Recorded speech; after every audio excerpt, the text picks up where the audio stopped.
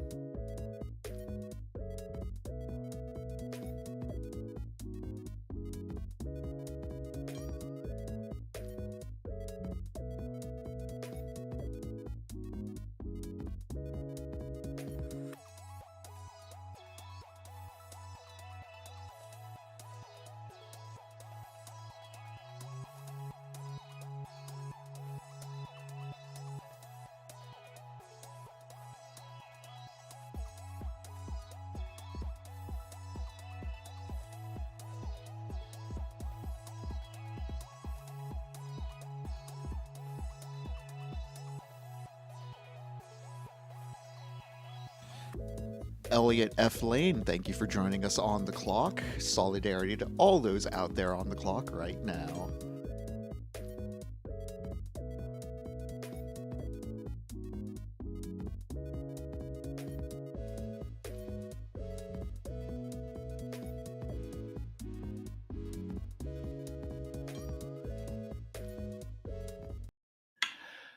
Hey everyone, Michael from Wisecrack here, letting you know that I got a diagnosis today. I wanted to let everyone know about it.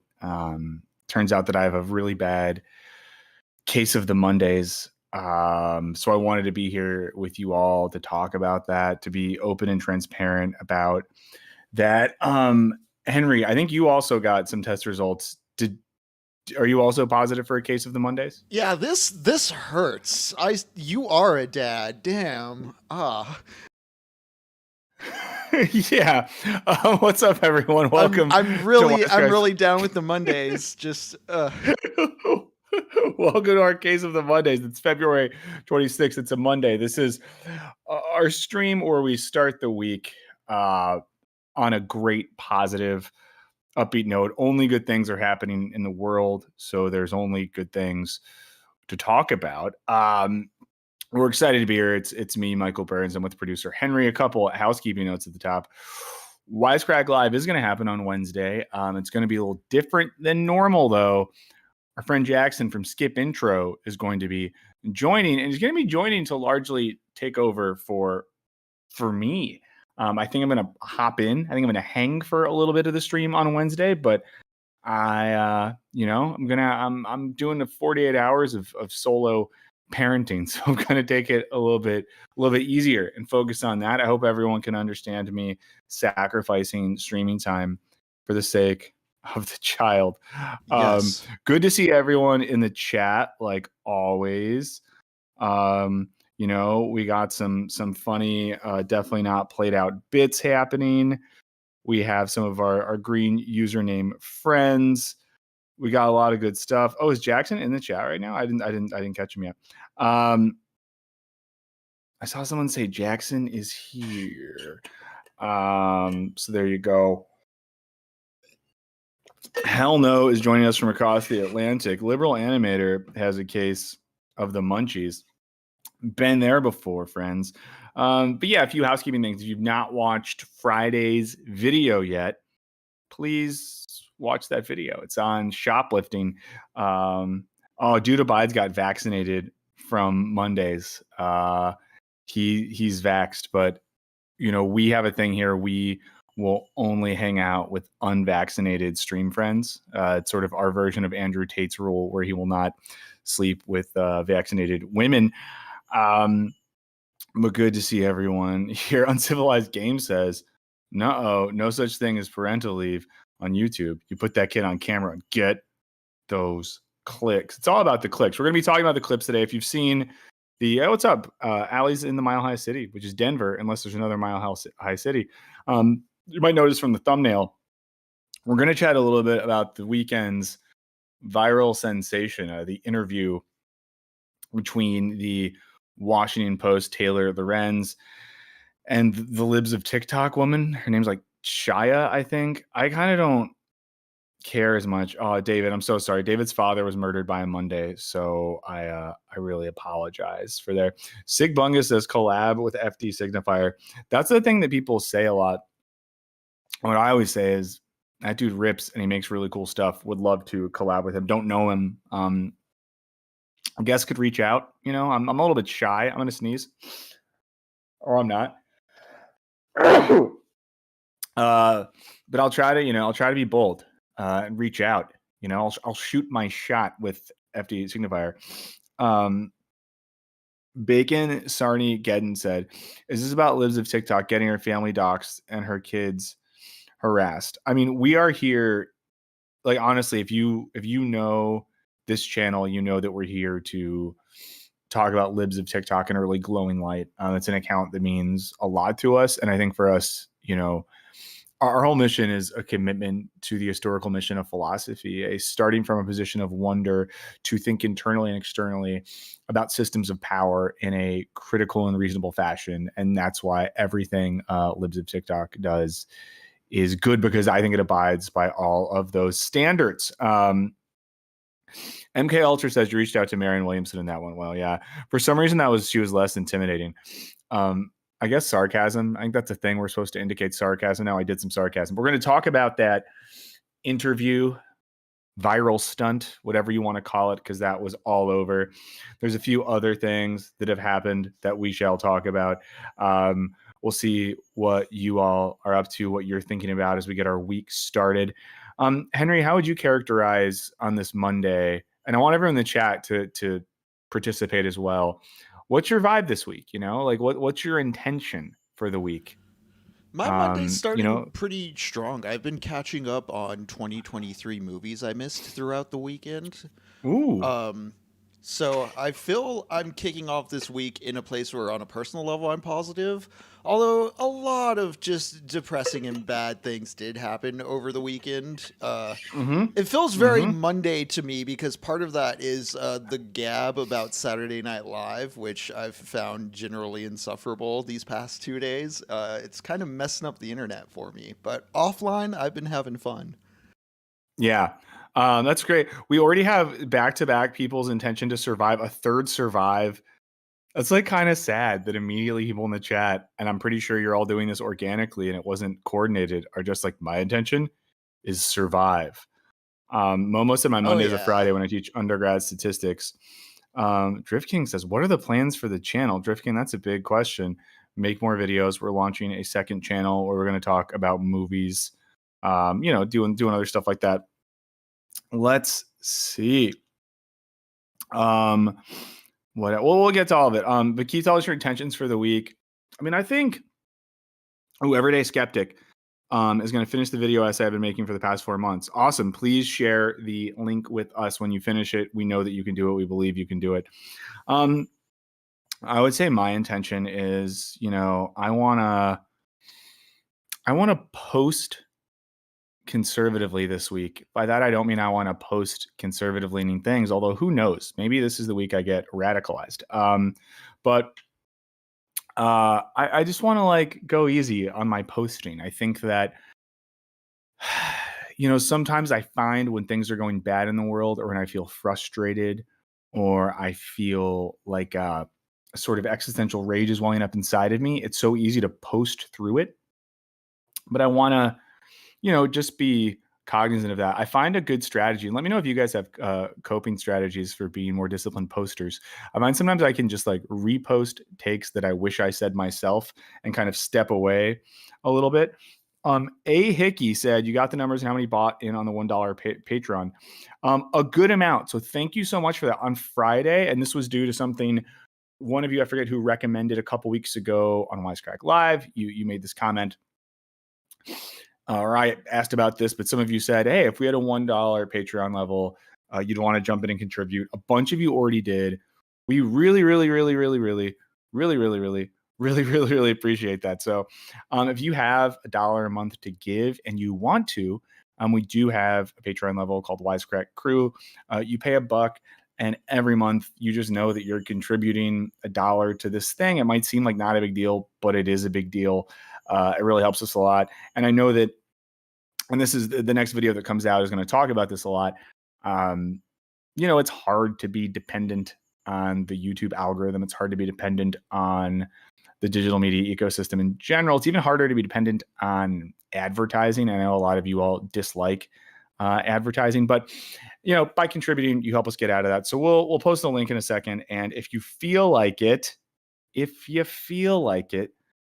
free to join. It's $1 a month. And like I said, there's no formal perks other than knowing that you're contributing to this, but there's going to be informal perks. And by that I mean we're going to surprise you.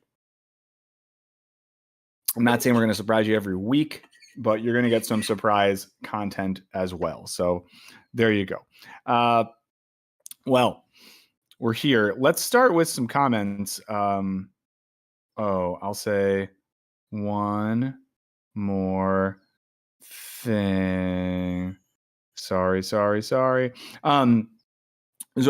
watch Friday's video if you haven't. It's on shoplifting. We'll talk about it a little bit. We'll look at some comments for it in a second. It did okay. We're slowly crawling our way out of YouTube jail, but we're still kind of in YouTube jail. For those of you who don't know what I'm talking about, for various reasons, YouTube has not been showing people our videos as much. We get, statistics on this. This is kind of why I talk about the Patreon thing as well, because we need money that doesn't come right from YouTube. But we're getting some good engagement with that. There are some funny comments though about how we're like encouraging people to steal.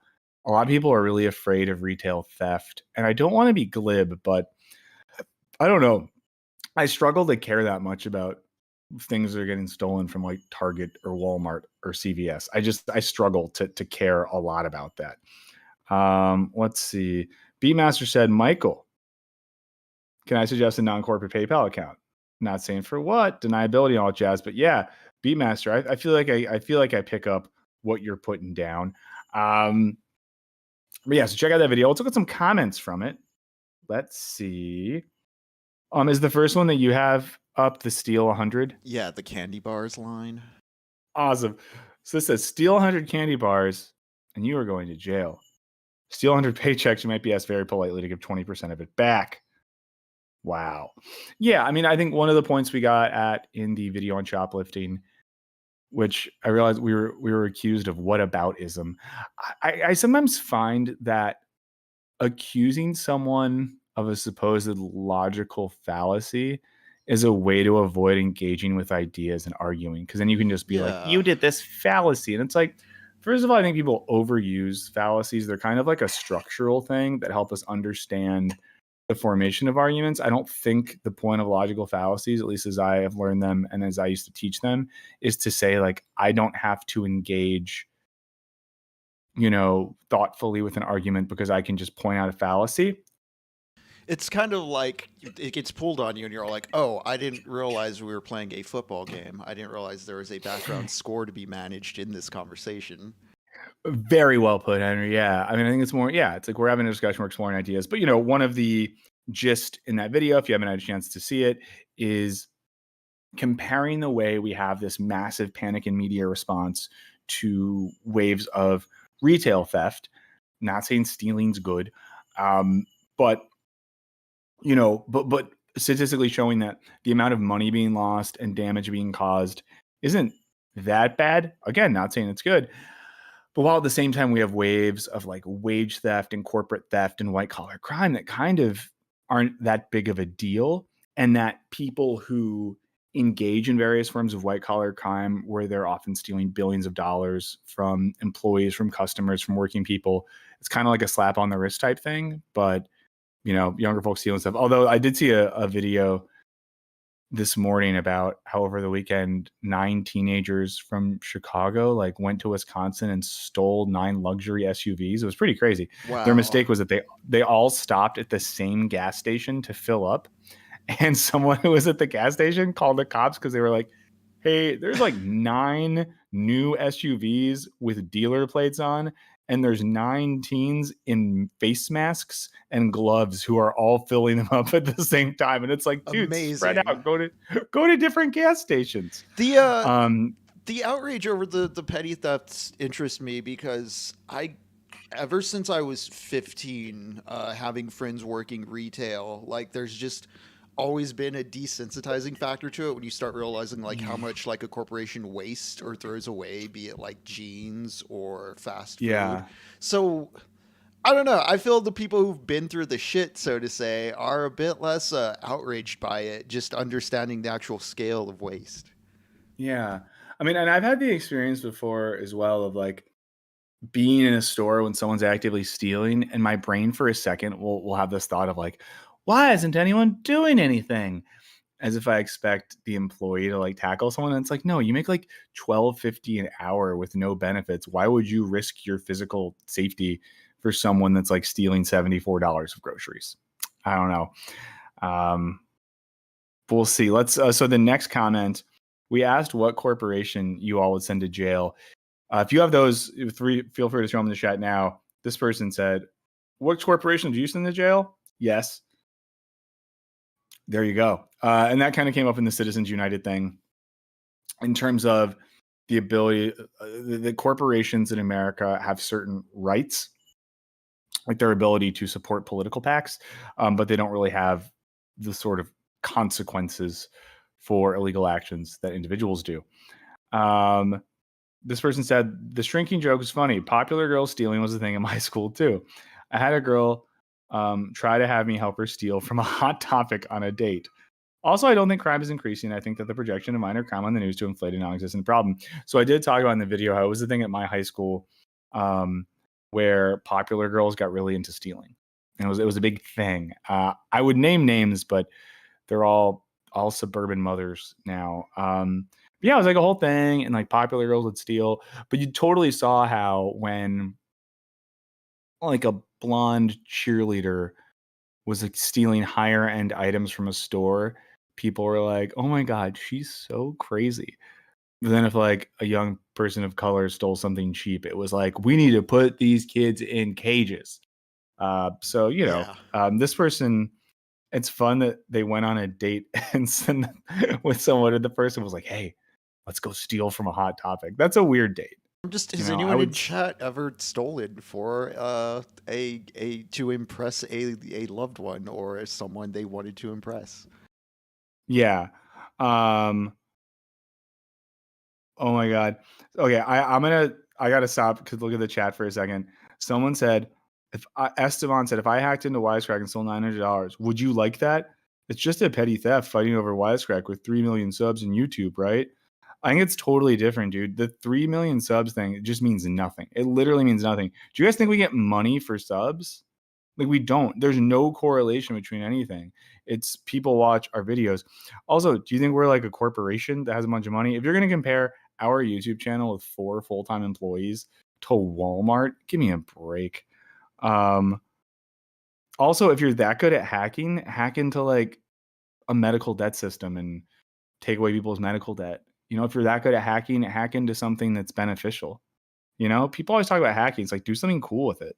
Don't just like steal from a YouTube channel with 3 million subs. So you are right. We get $1 a month for every sub. It's crazy. Let's see. Beatmaster only steals hearts. Yeah. Esteban said, imagine a situation with black people destroy black businesses who are trying to be productive. Do you think black people are creative? Esteban, I don't know what you think we are arguing for. Let's see. The liberal animator said, if you point out a fallacy, you should be more engaged to explain how it affects the argument. Yeah. So I'm just kind of going back and doing this. Someone said it's like pronunciation corrections. But yeah, I mean, I'm trying to engage earnestly with the chat, but like our buddy Esteban here is just responding to things that we did not say in the video.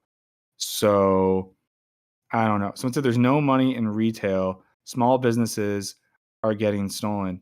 I mean, I don't think stealing from small businesses is cool. I don't think stealing is cool, but I don't think stealing from small businesses is cool. So I agree with you there. I think a lot of the examples that at least we were talking about in the video, Esteban, which I don't think you watched. If you did, I'm sorry. I don't want to judge you. But we were talking about examples from larger stores. And, the reason this is a big part of the news narrative right now, at least in the States, is you have stores like Walgreens that are like, we're pulling out of this city because of all the crime. But then when you look at the financial documents, it's not that they were losing money. It's that they're closing stores for, other reasons or financial reasons. And I don't think that stealing, from Walgreens is the same as stealing from a mom and pop business. I think stealing from smaller businesses is stupid and bad. But I think if you hypothetically steal from a business owned by Jeff Bezos, it's whatever. So I think there's one more comment. Yes, this is all logic is dead past midnight. That's a really good username. I just want to say all logic is dead past midnight. Fantastic. Said, bruh, my company just had another round of layoffs. It's a wasteland out here. I feel you. Our parent company has had so many rounds of layoffs. They're always laying off. They never stop laying off. So I totally feel you. That really sucks. Maeve Callahan's here. Esteban, no worries. We made a video about this. It came out on Friday. Check it out if you get a chance. I hope that, I hope that you don't hear me at least saying stealing is cool, although as I say that recently updated that stealing's pretty cool, not gonna lie. But check out the video. Drift King talked about this because their car got stolen, and yeah, that sucks. So don't hear any of us saying that it's cool to do that. It sucks when your car gets stolen. The type of theft we were talking about in particular in the video again is theft from large businesses. So there you go. And that's on. You do not need to apologize. It's all good. We're hanging out. We're talking. We're doing it. Please like the stream if you're here. That helps us out. Thank you for doing it. So, one of our lead story today is the interview that happened over the weekend with Taylor Lorenz of the Washington Post and Shia, whatever her name is. And I feel pretty comfortable being sort of rude about this person. Shia Raichik from Libs of TikTok. Normally I'm all about, I want to pronounce people's names right, but I don't really care. So for those of you who don't know, Taylor Lorenz is a, digital media internet reporter who was at the Daily Beast, New York Times, now Washington Post.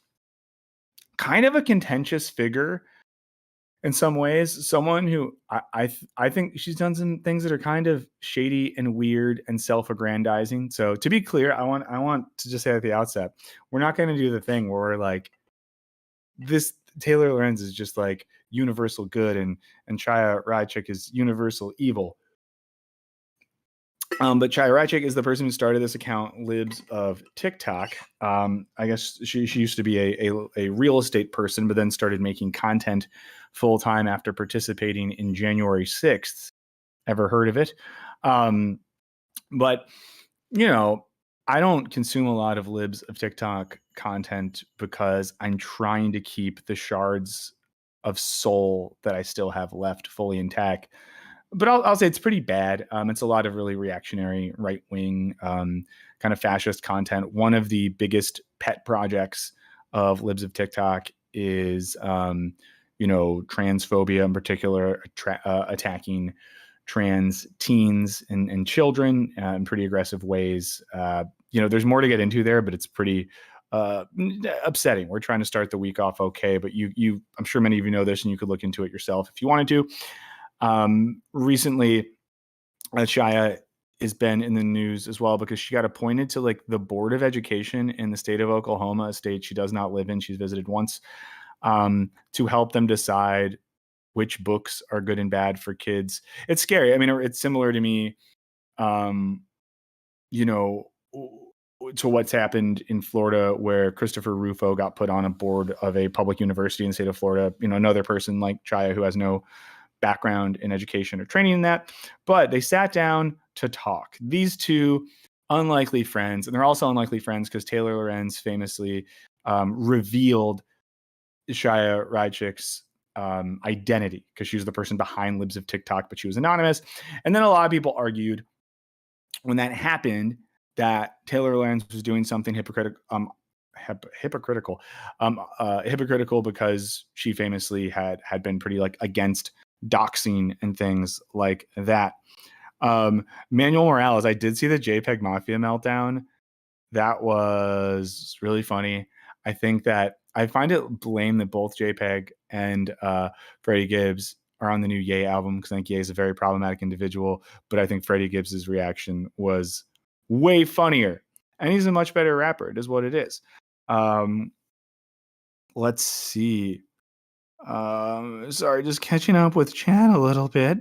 We're still talking about stealing and legal custodian. Thanks. I hope we got a YouTube jail pretty soon as well. If you want to help us get out of YouTube jail, like the stream, watch the videos,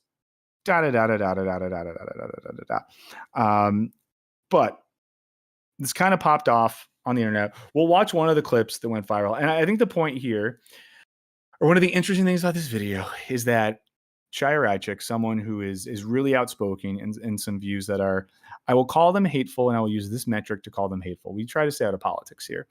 But we do believe in empathy and equality. And I think it's maybe not empathetic and not indicative of a commitment to equality to say that people's humanity is lessened because of various subject or identity positions. So we'll watch this clip and we'll keep that in mind. Or we want to do the thing where you count it down. I press play at the same time as you. Yeah, let's go. Okay. If you eradicate transgenderism, which I believe you suggested in a post today. No, I never suggested that. Oh, okay. You reposted a post that was advocating for that. What would happen to the people that have already medically, socially, completely transitioned and are leading happy lives? What would happen to them? I mean, what's your plan for that? If transgenderism doesn't exist, which it seems like that's what you believe, what happens to all the people living happy lives as trans people? Well, first of all, the whole trans it's based on a lie. You can't change your gender. The whole trans is based on a lie. They could go live their life. I mean, I can't tell someone what to do in their house. Sounds like you do want to tell people what to do in their house. I never said that. So you're totally okay with people being trans, just not as long as they're in public? No, I never said that. They could. The whole thing is based off of a lie, and I think that this lie cannot be mainstream in our society. It's a lie. And what harm is it causing, do you believe? I like the truth. I like truth. I like truth, right, too. but I'm saying, what's the harm of people expressing their gender identity differently than you believe it to be? What harm are they causing? Like I said, we are a nation of truth, and I seek the truth. But we are a nation of truth. I'm asking about if you know one thing about America, you might believe it to be false, but what's the harm is that there's a lie that is very mainstream and is being embedded into every institution. The harm is there's a lie. I guess I'm wondering what the material harm is, aside from it's maybe something that you disagree with, as in your version of the truth is different than their version of the truth.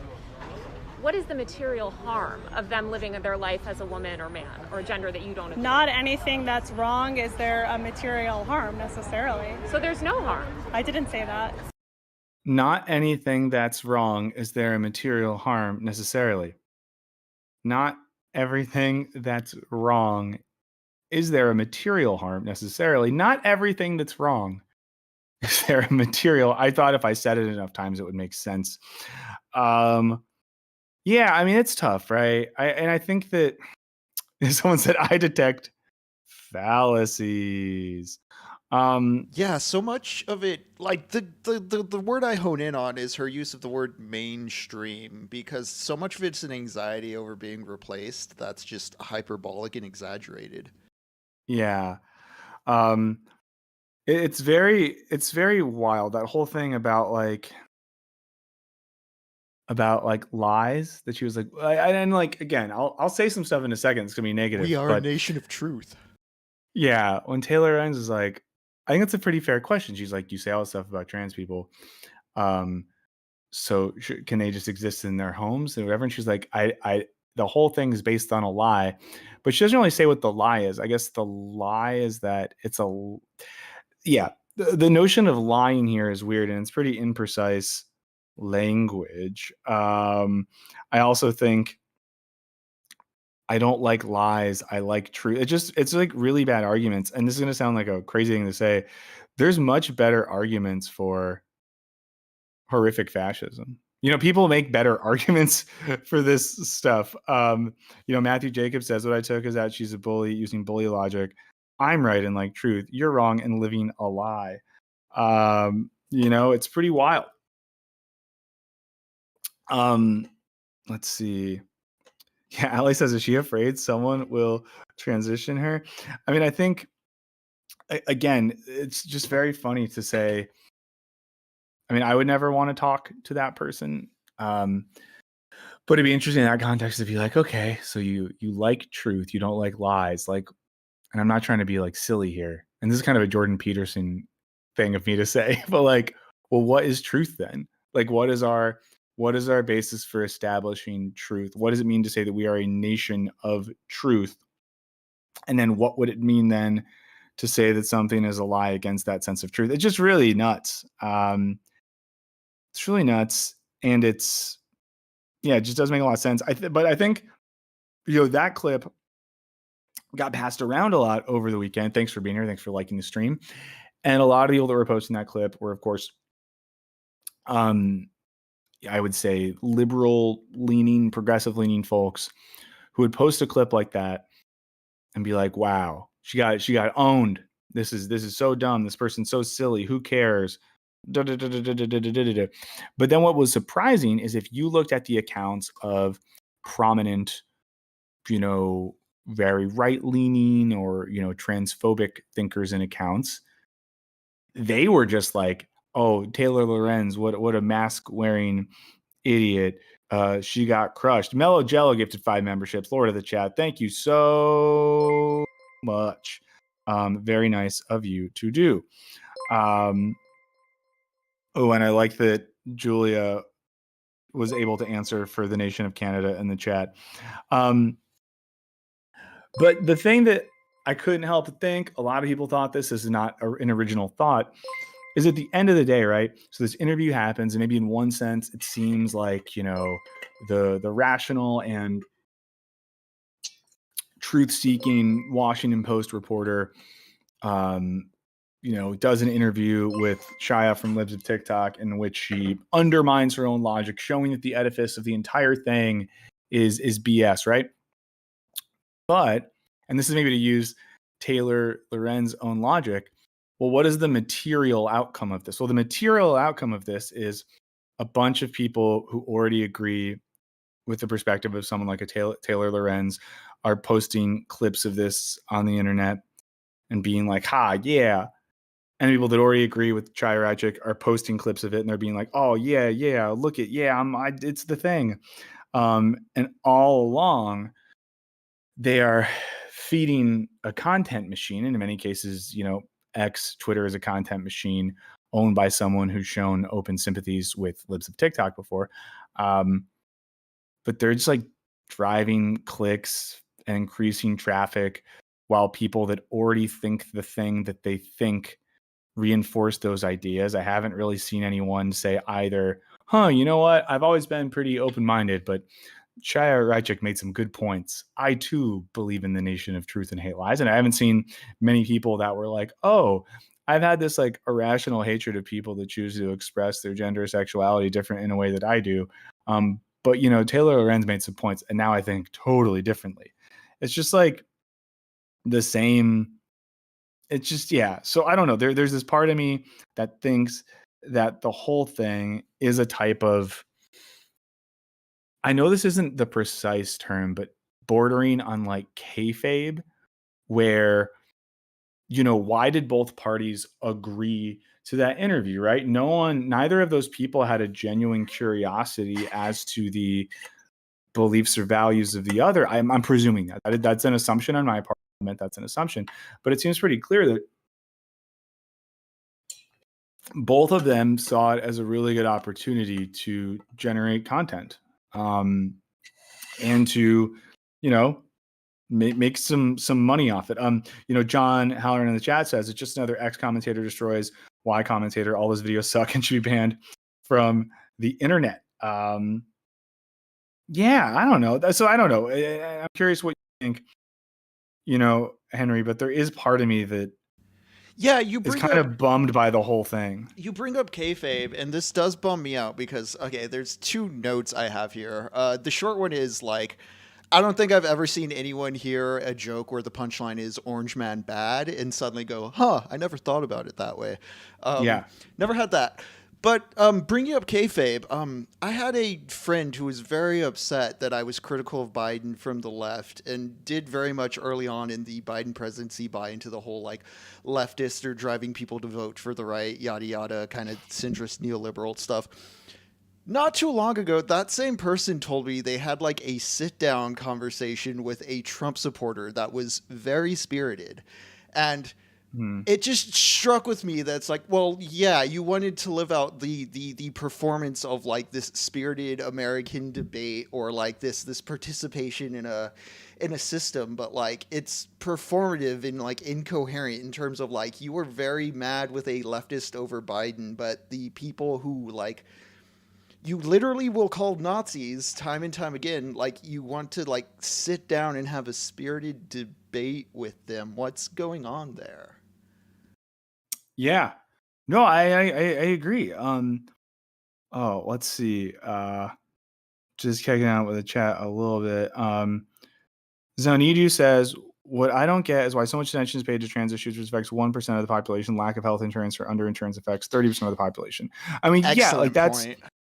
Yeah, it's just like a culture war thing where these same people, they don't like believe in anything, right? And a lot of people in America and the world in general don't believe in anything. But when you don't believe in anything, you glob on to particular issues to perpetuate power. That was phrased a little imprecisely, but think back to the 80s, like the real start of the moral majority logic in America. We had this mixture of one side fighting for family values, fighting for Christianity, that was politicized as the fight of capitalism versus communism. And people on the right especially had this whole like thing where America is the country of freedom. And then we hate communism, what it represents, and all these global forces and blah, blah, blah. But of course, now you have, I'm not going to go down that rabbit hole. But recently, this has transitioned into more of a like war on wokeism, a war on gender and sexual identity, war on sexual education.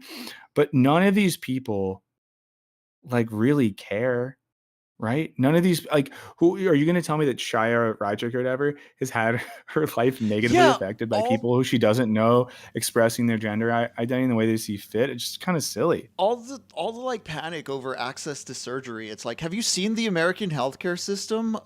Surgery access is not something a lot of people have. Yeah. Evan in Science in the chat said, I don't know. For me, it's interesting to see how the minds of their, and I do think there's value in that, Evan. I do think it is, important. For example, what I'm finishing up today work-wise is getting ready to film a video this week that is on Jordan Peterson's take on religion and things of that nature. And, part of that involves doing research and reading and watching stuff from Jordan Peterson and like trying to understand his frame of mind, his logic, things of that nature. And for me, it is important because that's someone who like does make arguments. I don't think they're good, but a lot of people listen to them. This one's a little harder because with the arguments that like Shia Raichik's making in that video, she's not really arguing. She's kind of just like saying stuff. But maybe it's still important to, I guess, give people the opportunity to say stuff and then have them say nothing and see that there is nothing going on, underneath the surface. So yeah.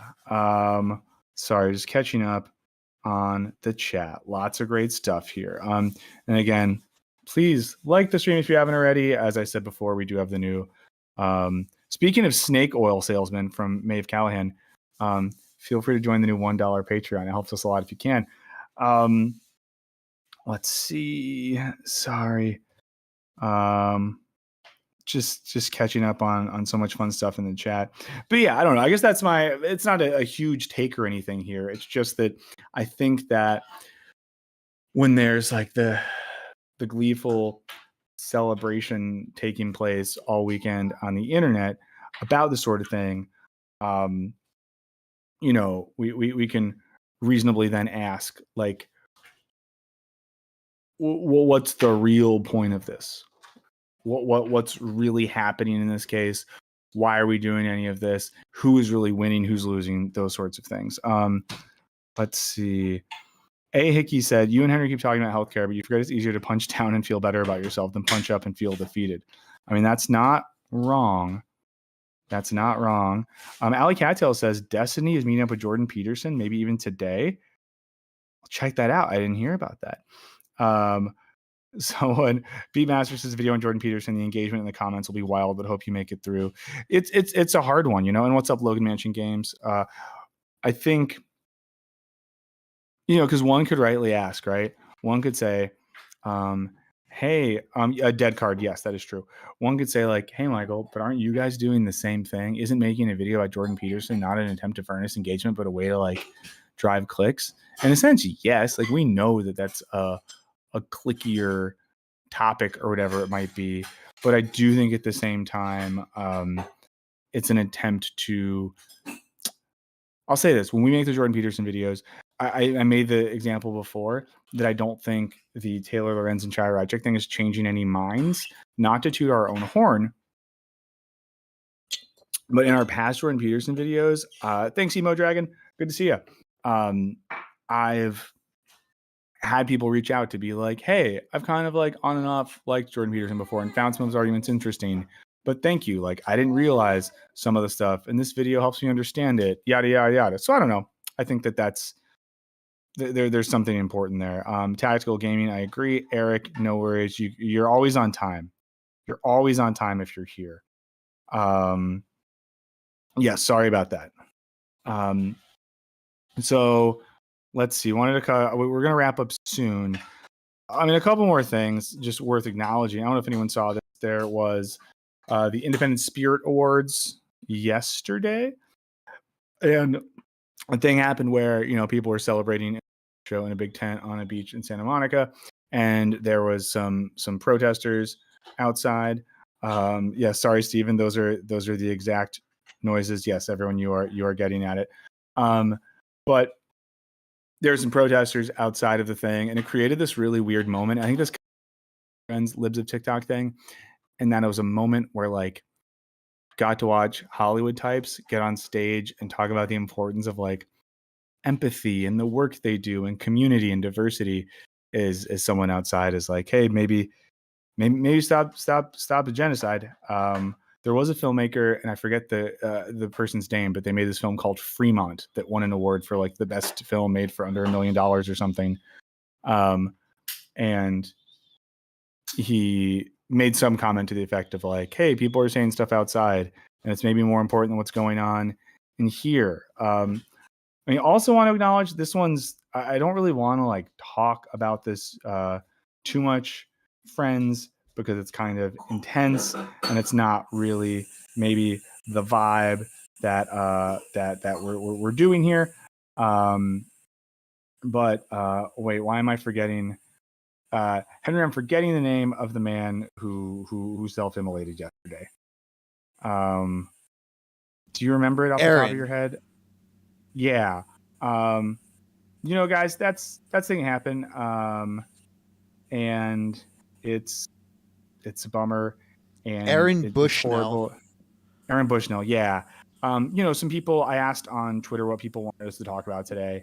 A lot of people brought that up. I don't think it's a thing we're gonna like dive into, to be honest, but I do think it's important to bring up that it happened. I think that it's something that maybe some folks don't want to dive into and don't want to see pictures of, and that's totally fine, and I get that. But I do think there's a lot of important moments in world and U.S. history where people have self-immolated or ended their own lives to try to make a point about something larger than themselves. And I think that is that is important. Important to think about. There's a quote about this, not about this specific instance, that I will at least read. And I saw this today. It was reposted by Benjamin Kunkel, a writer I like a lot. It's from a New Yorker piece from 2012. But the quote here is, "Fire is the most dreaded of all forms of death. So the sight of someone setting themselves on fire is simultaneously an assertion of intolerability and frankly of moral superiority. You say, I would never have the guts to do that. It's not that he's trying to tell me something, but that he's commanding me. This isn't insanity. It's a terrible act of reason." And, I reposted that on my Twitter today. It's on Benjamin Kunkel's Twitter as well. But I don't know. I think in an important perspective as we think through something like that, I don't think we're necessarily the people to, do that. And I also, someone said in the chat, I also don't think we are the arbiters of deciding what one's mental health is. I don't think that when Tibetan monks self-immolated or whoever, I don't think at those points we were asking if they needed better help, So I just think it's worth operating with a bit of humility and remove and thinking about what leads someone to do something that is so intense. And to be too, I understand why someone, I think Zolia in the chat, you said this, I do understand why someone would bring up mental health stuff, because for most of us, and that's kind of what the quote I just read is getting at, it's so far out, it's so beyond what most of us could ever imagine doing. Here, I'm going to read that quote one more time, and the quote is from Timothy Dickinson, a scholar based in DC. But again, Timothy Dickinson says, "Fire is the most dreaded of all forms of death. The sight of someone setting themselves on fire is simultaneously an assertion of intolerability and frankly of moral superiority. You say I would never have the guts to do that. It's not that he's trying to tell me something, that he's commanding me, that this isn't insanity. It's a terrible act of reason." So, I think we're all probably aware of this. We're all thinking through stuff. Beatmaster's bringing up the Rage Against the Machine album cover that famously showed an image of that. So, there you go. It's weird because I know it's one of those things that might make more sense to dive deeper into, but I don't think right now is when we're going to do it, because we're just trying to get through our case of the Mondays. But a few things before we bounce is always, we can talk about this really quickly. We can end this. This is such a horrible transition, Henry. Shane Gillis hosted Saturday Night Live this weekend. Shane Gillis famously was hired for SNL, I think in 2019, fired when it came out that he said a bunch of racist stuff before, other things of that nature. He got to host SNL. He did some of his stuff. People reacted crazy. There was a thing online yesterday where people got really mad that the guitar player for the SNL band didn't laugh at his jokes.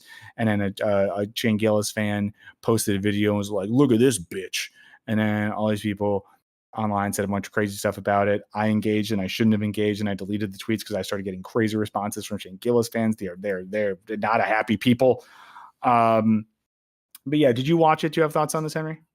I did not watch it. I just got a slew of 30-something-year-old reactionaries the next day saying how much comedy was back, and apparently humor is when you say slurs on broadcast TV. Yeah, people were like, comedy's back because he called something gay and said the R word on TV. So I don't know. I've only watched a couple of the clips. I'll probably watch the episode later. My take on all of go ahead. I just feel that his particular strain of edgelord humor is for I guess dudes who don't get that outlet anywhere else. I over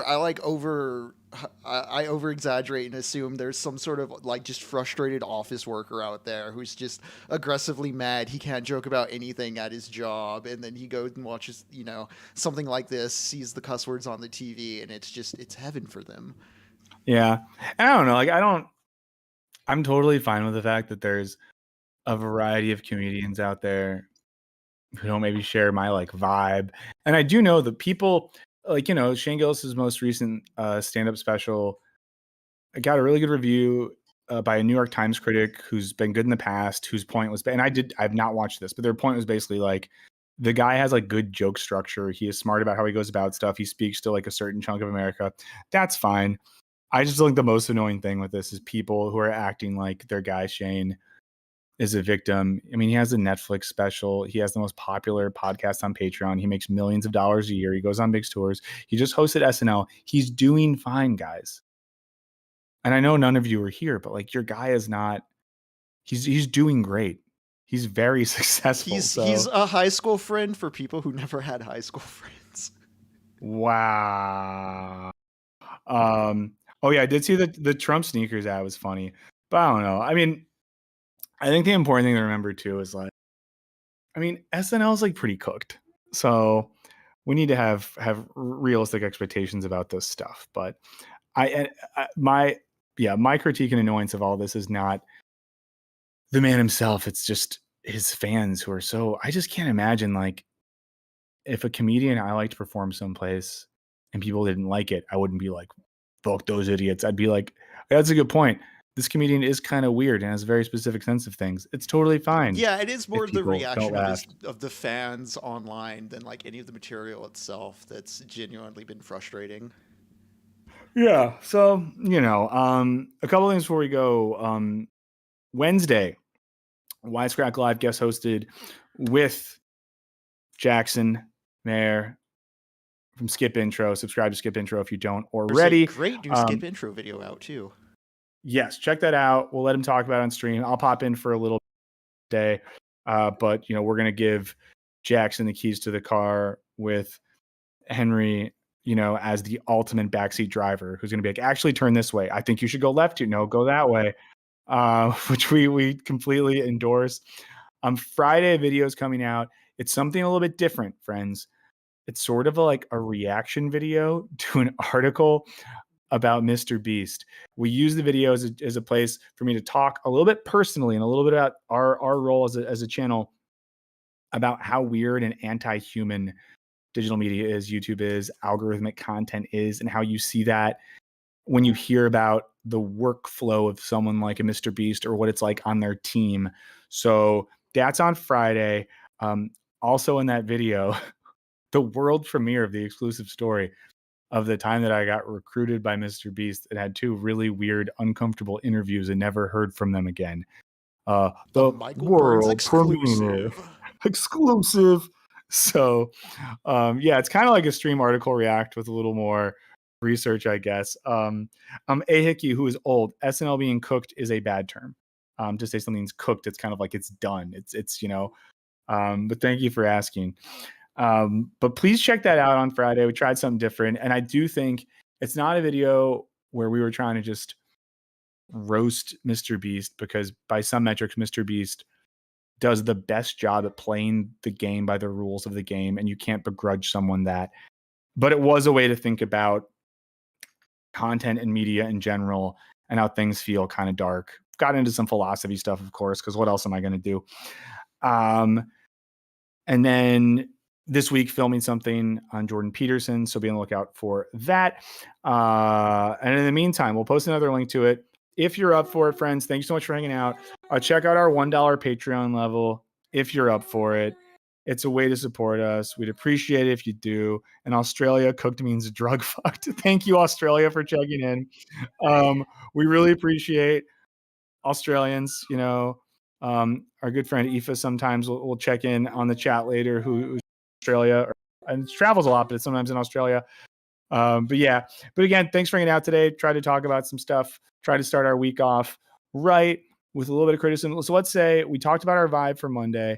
I want this in the chat. We'll have it from Henry. We'll have it from me. What's something that and JJ Carter, thank you. I'm so ready. Yesterday, I went through Jordan Peterson's Twitter to do some final research, and I scrolled through all these tweets, and I was like, God, this is a lot he's gotten through in the past week. And then the last tweet I looked at was from 19 hours ago, and I was like, oh my God, he's tweeted all of this in less than 24 hours. Drop a positive thing. Wait, Yuntan, in one of the last CJ to the X videos, he talks about the CJ to the X to Mr. Beast continuum, which is a pretty interesting exercise. Ooh, I want to watch that. I need to subscribe to his Patreon so I can see those videos. Their work is very, very good. What's the thing you're feeling positive about this week, Henry? Something you're looking forward to, a reason that you're going to make it till Friday? I have Junji Ito's Uzumaki to finish. Uzumaki Mhm. Spiral. I've been taking way too long to finish it. It's been on my bookshelf with a bookmark in it for like a whole year, but I have 2 chapters left. I'm gonna finish that book this week. Heck yeah. I'm excited because there's a lot of the good movies from the past year that haven't been on streaming or starting to pop up on streaming. So I'm excited I still to haven't catch up seen on some of Poor those. Things, and like I really want to find Poor Things. It was It's one I couldn't it's find hitting this digital weekend. like tomorrow or something. It's Okay. like it's like this week. Awesome. That'll be nice. I watched Zone of Interest this past weekend and need something to flip my mood. Boy. Yeah. I definitely want to watch Priscilla, which I never saw in theaters. There's the Joan Baez documentary I'm excited to watch that hits streaming. I didn't even know A few about other that. things as well. Yeah, so there's some good stuff coming out. What else? We got Clayton's looking forward to Dune Part 2, same. Penny's having tasty tacos. JJ has no other choice. We got another Dune 2. We're hanging out with friends in real Yes. life. There we go. So, Brad Knowles, the new lead singer of Sublime, the drummer and bassist have returned. That's great. Hey, I'm excited that we're ending on a positive note. Speaking of positivity, like the stream if you haven't already, leave a comment, share it. And Henry will the link to the Patreon one last time. So again, if you can spare $1, consider signing up. It helps us out a lot. But mostly what helps us out is you guys hanging out and being with us. Really appreciate it. I'll see you for a little bit on Wednesday. Henry and Jackson, we'll see you for a lot. Let's go forth and conquer the week with positive energy, even when we don't want to, because, you know, we got to believe in hope, guys. We got to believe in hope. Amani, Hassan, hey, but we got to go. Glad to see what we did. If you're checking in late, you can always rewind, like, comment, subscribe, feed the algorithm, because the only thing keeping us alive. We'll see you later. Thanks again. Enjoy your case of the Mondays. Thanks for hanging, y'all. See you Wednesday.